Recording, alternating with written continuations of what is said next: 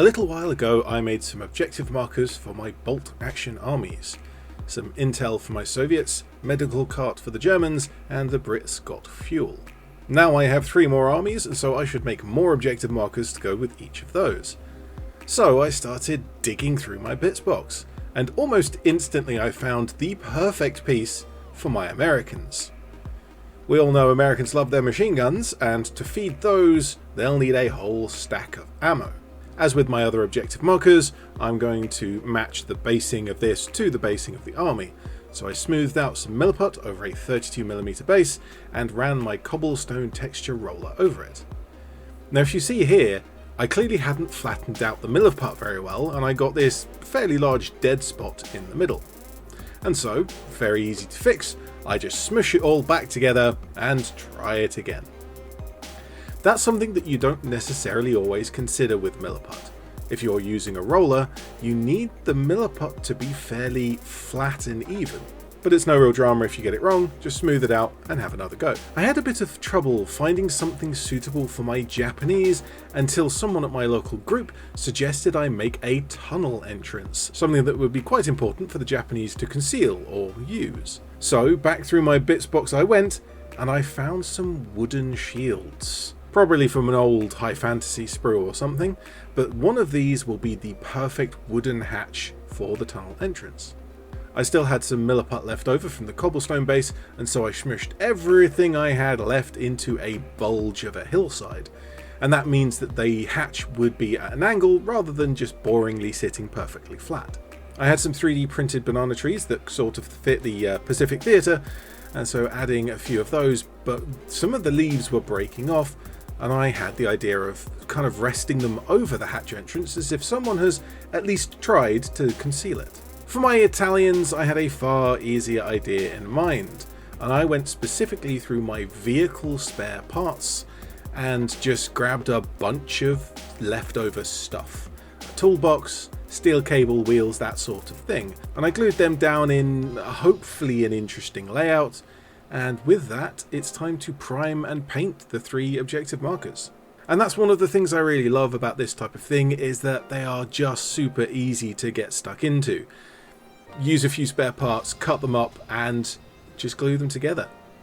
The Americans' ammo stash is gonna get the easiest, quickest paint job. Brown for the boxes, green for most of the rest, and some gold for the ammo belt. And then a quick black wash over the whole thing, and I'll leave that to dry and I'll come back to it in a moment.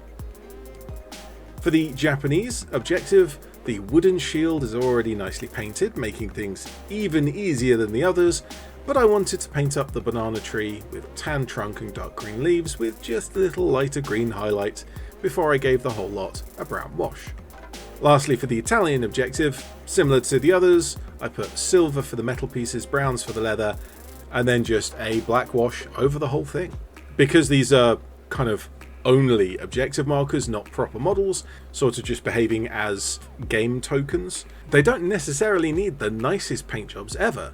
And so, after the wash is dry, I got just a few easy little touch-ups to make sure that they at least look like I tried. The cobblestones and all my American bases get picked out with grey, and I went over an edge highlight of light green over some of the ammo boxes, and that's pretty much all. Back to the difficulties with my Japanese, I've been kind of going back and forth over different ideas for how to do my Japanese basing for quite a while, but I've finally figured it out. I have the perfect jungle ground cover, T. Yes, I'm a POM, I'm going to use T on a model at some point, and here it is. It comes pre-dried, and it has enough subtle variation to be interesting. Lastly, that Italian base, just like my Italian army, they have sand glued on top of a black base.